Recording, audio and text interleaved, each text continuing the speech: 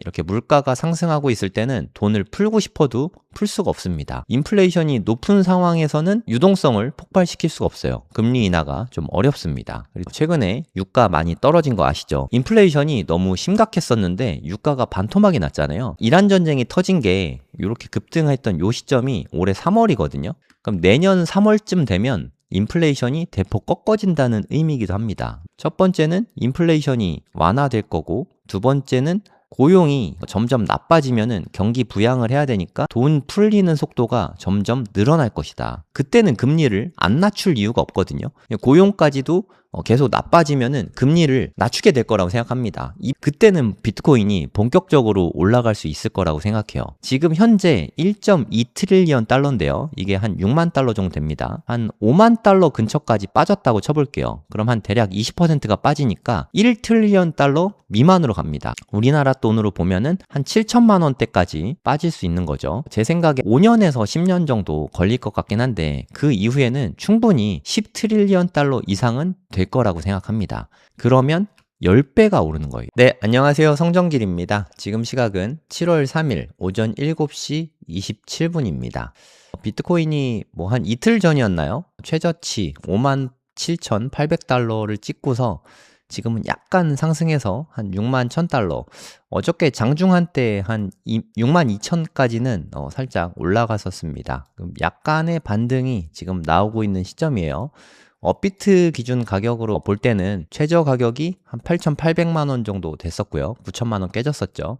지금은 아주 살짝 올라서 한 9,200만 원 수준에서 거래가 되고 있습니다. 아직은 하락 추세입니다. 요 정도 올랐다고 이제 상승이냐? 그거는 모르죠. 아무도 모르긴 하지만 아직은 하락 추세에 있다는 건 이건 팩트입니다. 그래서 굳이 급하게 서두르실 필요는 없어요. 상승 추세가 확실해졌을 때까지는 마음을 놓을 순 없습니다. 물론 이렇게 떨어지고 있을 때, 쌀 때 사는 게 이득이긴 하죠. 나중에 올라갈 때를 생각해서는. 하지만 몰빵하는 건 좀 위험하고요. 얼마든지 크게 더 빠질 수 있으니까. 시장의 바닥 지표들을 보면 한 5만 달러 근처가 많더라고요. 5만 달러 초반이나 4만 달러 후반. 여기가 바닥이다. 이런 의견이 많거든요. 실제로 어디까지 빠질지는 알 수 없습니다만 그렇게 될 수도 있으니까 분할 매수로 접근하는 게 타당하다고 생각합니다. 오늘은 비트코인의 상승 시나리오에 대해서 이야기를 좀 드려보고자 합니다. 나름대로 많이 생각해서 제 감이 아니라 데이터를 기반으로 여러분께 말씀을 드릴 텐데, 들어보시고 각자가 판단해 보시면 좋을 것 같습니다. 이제 다 아시겠지만 네이버에다가 고래동 공부라고 치시면 저희 카페가 이렇게 노출이 되거든요. 한번 들어와 보시면 좋을 것 같습니다. 요즘에 제가 드는 생각을 글에다가 다 녹여냈거든요. 사실 제가 최근에 한 달쯤 전에 전주에다가 수학학원을 오픈을 했어요. 지금 너무너무 바쁜 시즌인데 제가 이번 주에 방송도 별로 못하지 않았습니까? 그래도 최대한 열심히 방송해서 이번 주에 한 3번 정도 한 것 같은데, 다음 주에도 적어도 3번 이상은 꼭 하도록 하겠습니다. 제 목표는 일주일에 5번이거든요. 와, 근데 요즘에는 정말 쉽지 않은 것 같아요. 이런 제목으로 글을 썼거든요. 비트코인 투자는 지금이 기회입니다. 유동성 폭발 이슈에 대해서 말씀을 좀 드려보고자 하는데, 제가 여러 차례 말씀드렸지만 비트코인은 유동성을 먹고 사는 아이입니다. 유동성이 늘어날 때는 폭발적으로 성장을 했다가 유동성이 좀 줄어들 때는 언제 그랬냐는 듯이 크게 꼬꾸라지고 이게 계속 반복되고 있거든요. 유동성이 가장 큰 영향을 끼칩니다. 물론 투자 심리가 영향을 끼치는 건 너무 당연한데, 그 투자 심리도 유동성에 영향을 좀 많이 받죠. 그래서 지금 앞으로 제 개인적인 뷰는 유동성이 앞으로 폭발하게 될 거다, 이렇게 보고 있거든요. 여러분들도 한번 제 논리를 들어보시고 각자가 판단해 보시면 되겠습니다. 일단 M2 통화량을 좀 볼게요. 이게 최신 데이터입니다. M2 통화량을 보면 지금 유동성이 그렇게 막 폭발적으로 늘어나거나 하진 않죠. 보시면 폭발적으로 늘어났던 시기가 있습니다. 요게 코로나 때예요. 그리고 유동성이 오히려 이렇게 줄어든 때가 있죠. 테이퍼링이라고 하죠. 이게 2022년부터 2023년까지 이렇게 유동성이 줄어드는 테이퍼링이 발생을 했고요. 그리고 2024년, 25년 역대 최고치를 넘어서면서부터 지금은 증가 추세에 있습니다. 유동성은 어찌됐든 증가를 하고 있어요. 폭발적으로 늘어나는 건 아니지만 계속 늘어나고 있습니다. 보시면 이게 패드와치인데요. 지금 0.75%까지 금리가 낮아진 다음에 계속해서 동결이 되고 있거든요. 요거 보시면 요 그림을 보면서 설명을 드릴게요. investing.com에 이렇게 잘 설명이 돼 있으니까 이걸 보시면 되는데, 이게 2022년, 23년, 24년까지 5.5%가 유지가 됐어요. 이게 금리 최고점이죠. 그리고 나서 보통 금리가 떨어질 때는 팍 떨어지거든요. 한 번에 확 떨어지는데, 사실 이번에는 이렇다 할 경제 위기가 없었습니다. 이게 2016년부터 2019년, 20년 요때인데요. 요때는 코로나도 있었죠. 그런 영향으로 인해서 2.5%였던, 지금 생각하면 되게 귀엽죠. 지금 금리가 떨어졌다고 해도 3.75%인데 이때는 2.5%를 고금리라고 했었거든요. 그래도 좀 높은 편이다라고 했었는데, 사실 이렇게 증가 추세에 있다가 코로나가 터지면서 이렇게 갑자기 확 떨어졌습니다. 그러면서 0.25%까지 한 방에 확 꺾였죠. 대체로 금리 인하할 때를 보면 한 번에 이렇게 확 떨어지는 게 보통이거든요. 이때도, 이건 리먼 사태 때인데, 리먼 사태 때도 짧은 기간에 급격하게 금리가 떨어졌죠. 이러면서 주가랑 이런 금 같은 상품들이 올라가는 게 이제까지 보통이었거든요. 근데 이번에는 참 특이합니다. 금리 인상을 오히려 엄청나게 가파르게 했고요. 자이언트 스텝 이런 거 기억나시죠? 이렇게 급격하게 올라간 구간이 자이언트 스텝 했던 때입니다. 자이언트 스텝은 75bp죠. 금리 결정할 때마다 0.75%씩 막 이렇게 무지막지하게 올렸어요. 그래서 0.25%에서 5.5%까지 순식간에 금리가 확 올라갔습니다. 그리고 고금리가 유지되고 있고, 금리 인하 몇 번 하긴 했지만 아직도 4% 근처니까, 3.75%니까 고금리가 유지되고 있다, 이렇게 보는 게 타당합니다. 그래서 현재 M2 통화량을 보면 미세하게 늘어나고 있지만 이거는 예년보다도 늘어나는 속도가 더딥니다. 기울기를 보세요. 요때의 기울기랑 지금의 기울기를 비교해보면 지금이 기울기가 더 완만합니다. 물론 비슷한 수준이긴 한데 기울기는 현재 완만한 기조로 천천히 올라가고 있어요. 그래서 기준금리도 안 떨어지고 있죠. 그 이유는 인플레이션 때문입니다. 인플레이션이 안정화가 돼야 금리를 낮추고 유동성을 막 늘릴 수 있거든요. 인플레이션이 발생하는 상황에서 물가가 계속 올라가는데, 이 상황에서 돈을 풀면 물가가 더 빠르게 올라갑니다. 여러분들 아시다시피 남미 국가들, 터키 이런 데 물가 엄청나게 올라가잖아요. 그런 상황에서 돈을 푼다고 쳐보세요. 거의 재앙 수준이지 않습니까? 이거를 연준 같은 데서 모르지 않기 때문에, 사실 연준은 지금 돈을 되게 풀고 싶을 거예요. 특히나 미국 정부는 정말 돈을 마구잡이로 풀고 싶을 겁니다. 트럼프가 그래서 계속 파월을 압박했었죠. 하지만 풀 수 없는 이유가 이 인플레이션 때문이거든요. 두 번째는 고용인데요. 고용이 좀 좋다, 고용이 나쁘지 않으면 돈을 풀 수가 없습니다. 돈을 풀고 싶으면 고용이 나빠야 되거든요. 하지만 고용이 전 세계적으로 다 나쁘지만 미국은 너무 좋은 거예요. 그래서 고용이 좋았을 때는 또 마찬가지로 유동성을 늘릴 수가 없습니다. 근데 지금 여러분들이 보고 한번 판단을 해보시면 되는데요. 이건 유가입니다. 유가. 최근에 유가 많이 떨어진 거 아시죠? 저는 전기차 타서 주유소 갈 일이 잘 없는데 주유소의 가격은 보거든요. 근데 최근까지만 해도 2,000원이 막 넘어갔었는데 지금 보니까 한 1,800원대까지 떨어졌더라고요. 이게 WTI 유가라고 생각을 하시면 되는데, 높았을 때는 한 107달러까지 올라갔습니다. 브렌트유 같은 경우는 거의 한 120달러까지 올라갔었죠. 근데 지금은 70달러 밑에까지 빠졌어요. 이건 예년 수준이거든요. 한 60불 정도 되면 이거는 충분히 낮은 가격이라고 생각을 하시면 됩니다. 많이 빠지면 50불대까지 빠지기도 하지만 이거는 거의 이란 전쟁 나기 이전 수준까지 빠졌다, 이렇게 봐도 무방하거든요. 유가는 되게 많이 떨어졌어요. 지금까지 봤을 때 이란하고 전쟁이 나고 유가가 많이 올랐던 게 인플레이션을 많이 자극을 했습니다. 그래서 CPI 같은 경우는 4%가 넘게 나왔고요. 그리고 PPI 같은 경우는 무려 6%가 넘게 이렇게 나오고 그랬거든요. 인플레이션이 너무 심각했었는데 유가가 반토막이 났잖아요. 그래서 제 생각에 이란 전쟁이 터진 게 이렇게 급등했던 요 시점이 올해 3월이거든요. 그럼 내년 3월쯤 되면 인플레이션이 대폭 꺾어진다는 의미이기도 합니다. 왜냐하면 이게 Y2Y로, 이어 투 이어로 보는 거기 때문에 작년에 이미 높아져 있잖아요. 그래서 내년 이맘때에도 이 정도 수준만 되면 인플레이션은 대폭 완화가 되거든요. 그럼 2%대 인플레이션을 다시 되찾을 것 같아요. 그러면 인플레이션에 대한 압박이 대폭 없어진다고 볼 수 있겠죠. 우리가 유동성을 볼 때 두 가지만 보면 됩니다. 인플레이션이 완화됐냐, 인플레이션이 낮아졌냐, 요거를 확인하시면 되고요. 기준은 2%입니다. 2% 근처까지 빠졌는지 요거를 확인하시면 되고요. 그리고 고용을 잘 확인하시면 됩니다. 실업률이 만약에 5%가 넘어간다. 그럼 실업률이 높으니까 금리 인하를 할 수 있죠. 유동성을 대폭 늘릴 수 있겠죠. 아니면 뭐 고용 지표가 나쁘게 나왔다. 그러면 마찬가지로 금리를 인하할 수 있습니다. 금리를 인하하면 유동성이 당연히 늘어날 수 있겠죠. 그럼 비트코인의 가격 시세 상승에 큰 도움이 된다고 보시면 됩니다.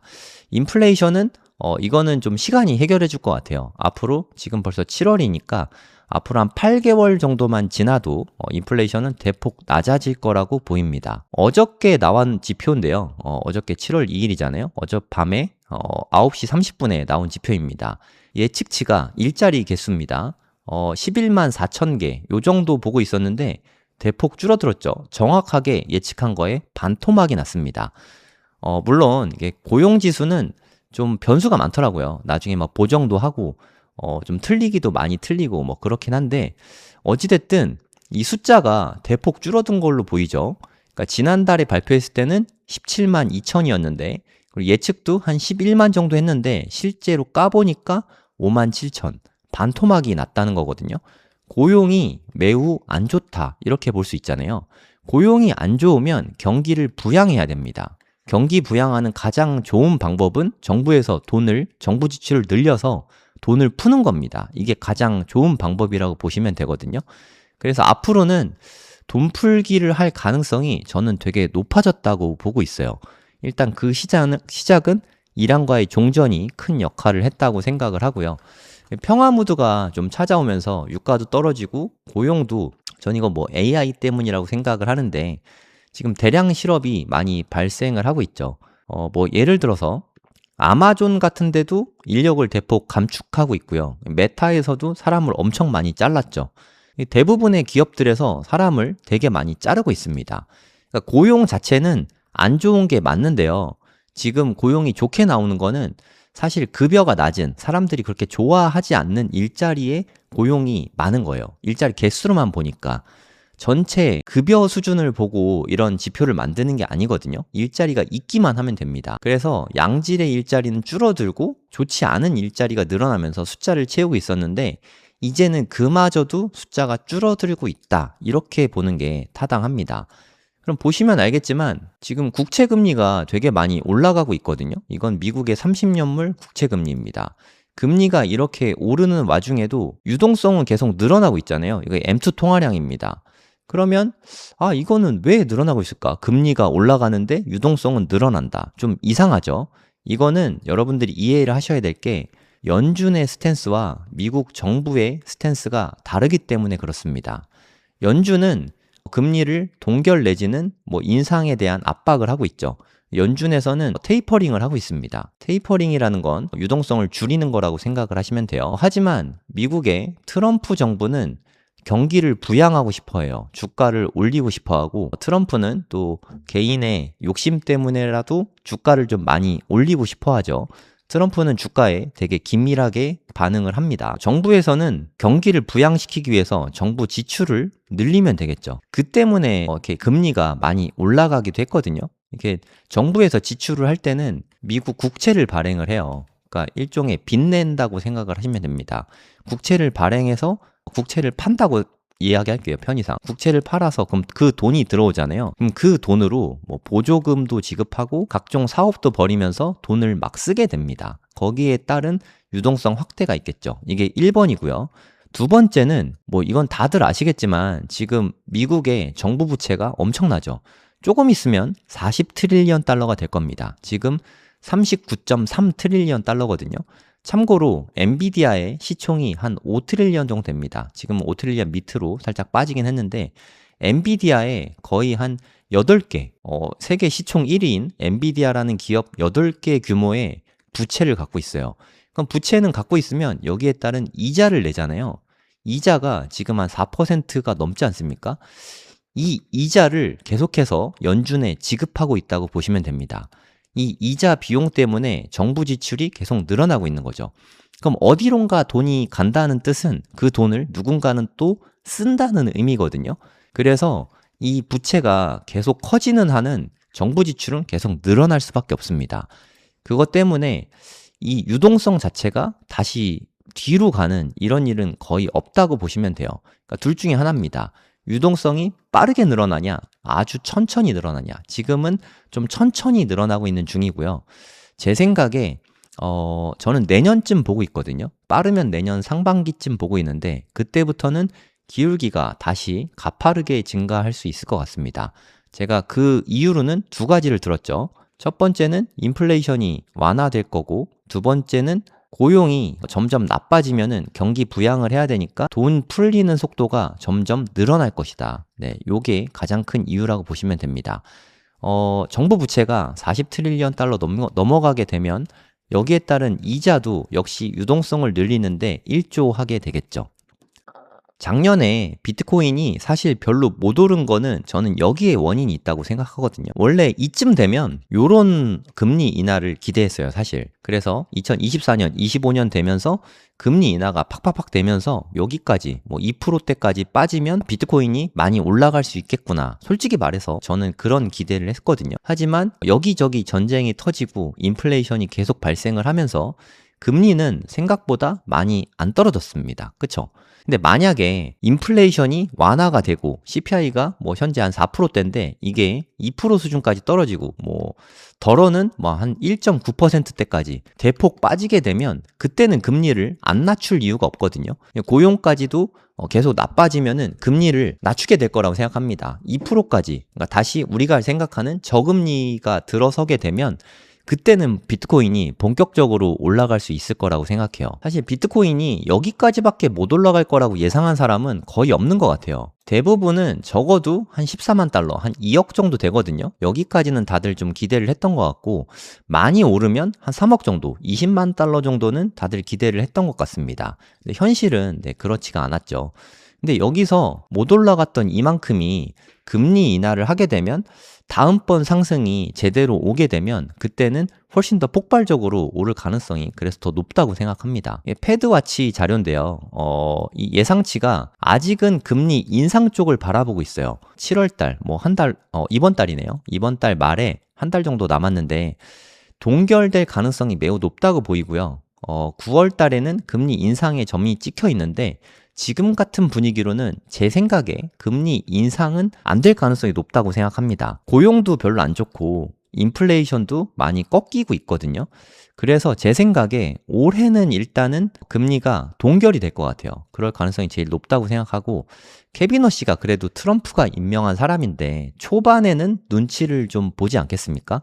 금리를 이런 상황에서 인상을 하면 트럼프의 눈밖에 나겠죠. 굳이 싸우기 싫어서 저는 동결이 안전하다고 생각합니다. 그리고 내년의 상황 봐서 인플레이션이 대폭 떨어지면 이쯤부터는 오히려 금리를 인하할 수 있다고 생각해요. 그때가 비트코인이 상승 기조로 다시 바뀌게 되는 그런 시점이라고 생각합니다. 그럼 이때의 시간 격차가 있잖아요. 네, 이때는 좀 지지부진할 것 같아요. 그래서 급하게 올라가기보다는 한동안은 비트코인 가격도 좀 지켜볼 것 같습니다. 좀 바닥을 다지면서 그런 시간이 좀 필요한 것 같고요. 그리고 빠르면 내년 상반기, 늦어도 내년 하반기부터는 우리가 기대하는 그런 상승이 나올 거라고 생각합니다. 과거 차트에 대비해서 보면 그게 한 2023년 정도로 보시면 될 것 같거든요. 사이클 이론대로 지금 가고 있잖아요. 저는 안 그럴 가능성이 크다고 생각했어요. 근데 어찌됐든 결과론적으로 사이클대로 결국엔 가게 되고 있는 것 같습니다. 물론 상승폭은 우리가 기대했던 것보단 낮았지만 기간으로 보면 어찌됐든 사이클대로 가고 있거든요. 그러면 2022년이 지금 2026년과 동일하다고 보시면 되고요. 2027년이 지금 2023년과 동일하다고 보면 될 것 같거든요. 이거를 참고해서 투자를 하기에 적절하다고 생각합니다. 그렇게 따지면 지금 7월이니까 지금은 한 이쯤에 있는 거죠. 어떻습니까? 지금 매수하면 만족스러우신가요? 네, 한 20-30% 정도는 더 빠질 수 있다는 각오를 한다면 지금 매수하는 것도 나쁘지 않은 방법일 수 있죠. 그리고 나는 바닥에서 살 거야 라고 생각하신다면 좀 더 기다려 볼 수 있겠죠. 뭐 올지 안 올지는 모르겠지만. 그리고 나는 떨어지면 멘탈 관리가 힘들어. 나는 상승장부터 살 거야. 이렇게 생각하시는 분이라면 차라리 내년부터 분할 매수하는 것도 방법이라고 생각합니다. 어차피 폭발적으로 상승이 나오는 건 2023년 말부터였거든요. 2024년은 좀 횡보를 했고, 그런 걸 생각해 보면 앞으로 뭐 시간이 좀 충분히 있잖아요. 그래서 급하게 서두를 필요가 없고 아싸리 내년부터 매수하는 것도 방법일 수 있습니다. 굳이 서두를 이유는 없다는 뜻이죠. 참고로 뭐 이런 이탈릭체로 쓴 글은 제 개인 의견입니다. 제가 지금 올린 거는 다 팩트잖아요. 뭐 이제까지 뭐 데이터만 보여드린 건데 이거를 제 나름의 해석을 좀 해보면 앞으로 금리 인상 압박은 확실히 좀 줄어들 거라고 생각합니다. 지금은 패드 와치를 봐도 다 금리를 인상한다 쪽으로 다 높은 비중을 두고 있잖아요. 근데 이게 숫자가 많이 떨어졌어요. 이게 지난달에만 해도 이게 막 90% 막 이랬거든요. 근데 숫자가 되게 착해졌죠. 뭐 60%, 50% 대폭 낮아졌죠.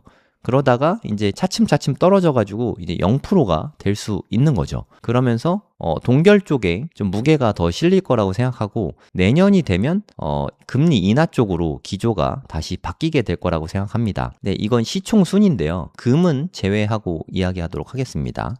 엔비디아 같은 경우에 얘네가 한 5.5 트릴리언까지 올라갔다가 지금 4.7 트릴리언까지 많이 빠졌죠. 근데 엔비디아가 실적이 되게 좋거든요. 그래서 엔비디아는 되게 억울한 게 얘네들 그 어떤 기업보다 실적도 좋고 성장률도 되게 높은데 오히려 퍼는 가장 낮아요. 되게 웃기죠? 부동산 규제랑 좀 비슷한 느낌이 들거든요. 만약에 대출 규제를 15억 넘는 아파트는 대출을 안 해줄 거야 이런 이야기를 하면 대부분의 아파트들이 다 15억에 거래가 많이 되거든요. 15억을 넘어가진 못하지만 15억에 이렇게 다 맞춰지거든요. 약간 좀 그런 느낌이에요. 5 트릴리언 달러 넘어가면 우리 돈 없으니까 넘지 마. 무언에 이런 압박이 있는 것 같은 그런 느낌이 듭니다. 그래서 실제로 엔비디아, 애플, 구글 같은 이런 빅테크 기업들이 5 트릴리언 달러를 못 넘어가고 있죠. 4 트릴리언 달러에서 성장이 지금 일시적으로는 멈춰 있습니다. 거기에다가 스페이스X까지 상장이 되면서 지금 유동성이 그렇게 풍요롭진 않거든요. 아까도 말씀드렸지만 그 예전에 올라가는 기울기가 이랬다면 지금은 약간 완만해요. 기울기가 완만해진 거는 테이퍼링 중이라고 보시면 되거든요. 유동성이 지금 별로 풍요롭지가 않습니다. 유동성 이슈 때문에 못 올라가고 있는 걸로 보여요. 그럼 반대로 이야기해서 유동성이 늘어나게 된다면 가장 폭발적으로 성장할 건 뭐냐? 그렇게 묻는다면 저는 엔비디아가 될 거라고 생각합니다. 저는 앞으로도 반도체 수요가 계속해서 늘어날 거라고 생각을 하거든요. 반도체 수요가 늘어나게 되면 가장 수혜를 볼 거는 엔비디아나 뭐 메모리 기업들이나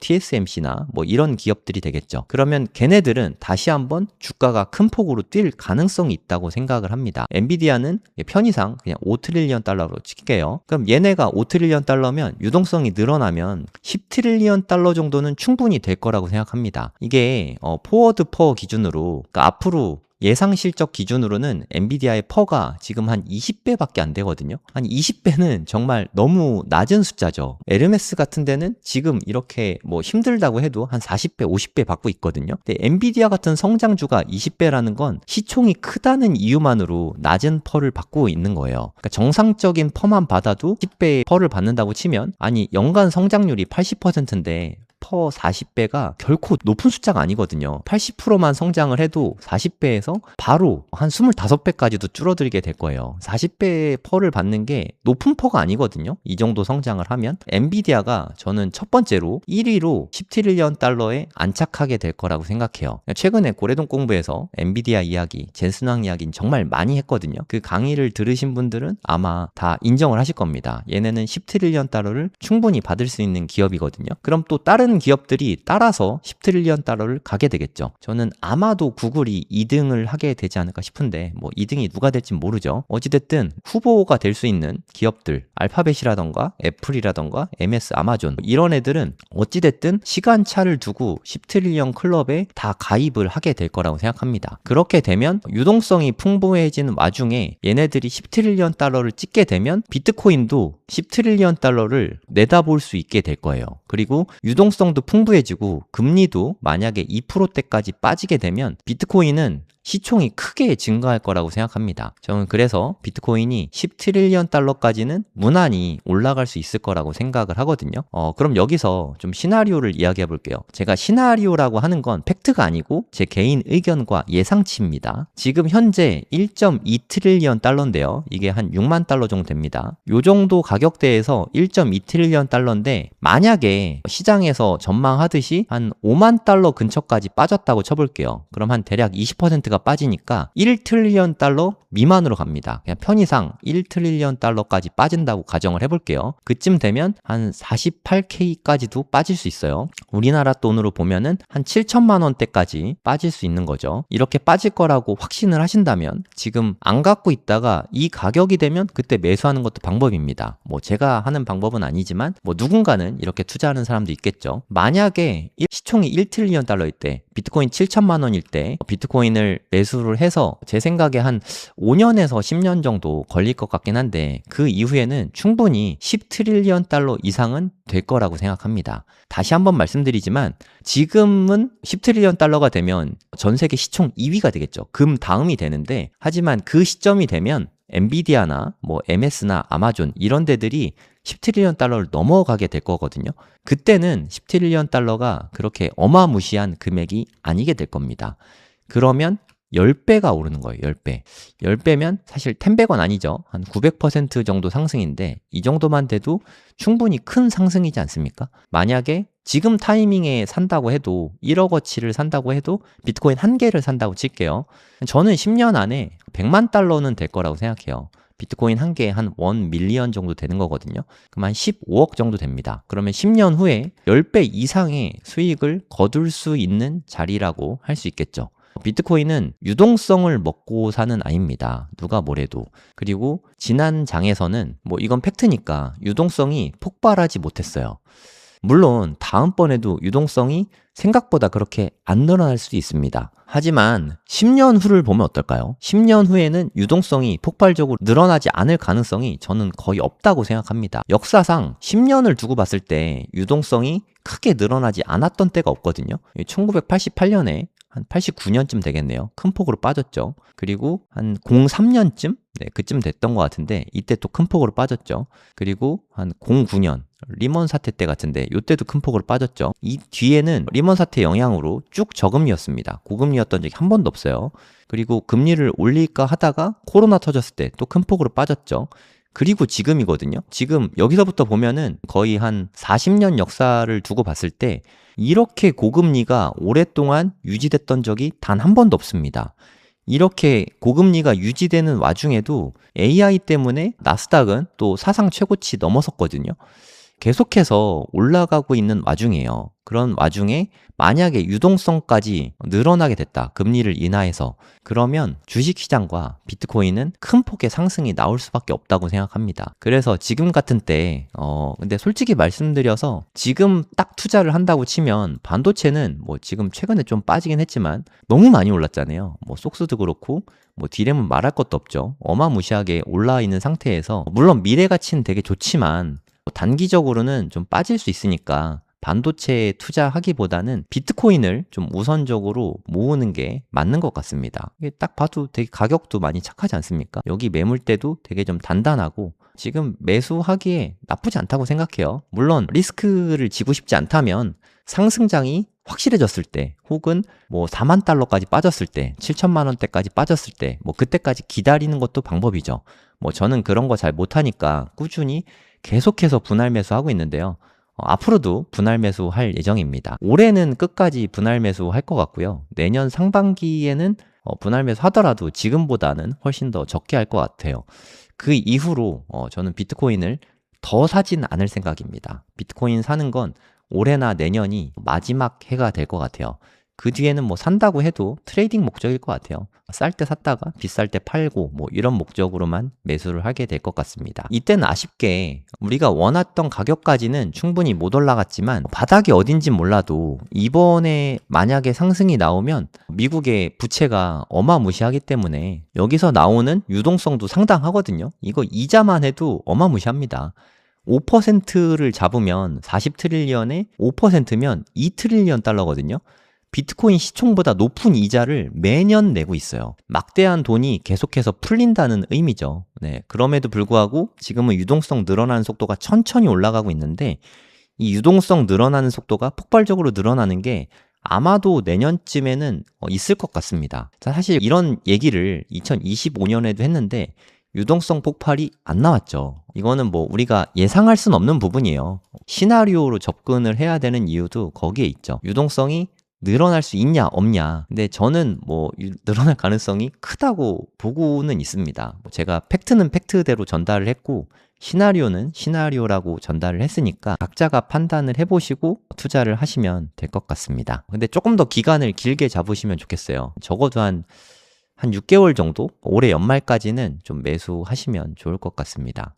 인플레이션 심하면 금리 안 내리죠, 당연히. 근데 지금 유가가 빠진 걸 봐서는 인플레이션이 좀 완화될 가능성이 전 높다고 생각하거든요. 유가가 반토막 났어요. 브렌트유 기준으로 보면 120달러부터 한 70달러까지 뭐 거의 요 정도면 한 40% 이상 빠졌을 것 같은데 41% 빠졌거든요. 이 정도면 이제 인플레이션이 많이 완화되지 않을까요? 네, 직접 비트 사세요. 저도 동감입니다. 네, 그럴 수도 있죠, 당연히. 반드시 올려야 됩니다가 아니잖아요. 그럴 수도 있다. 네, 수 있답니다. 수 있다. 하이닉스 3전 살 걸. 네, 그랬으면 얼마나 좋았겠습니까? 네.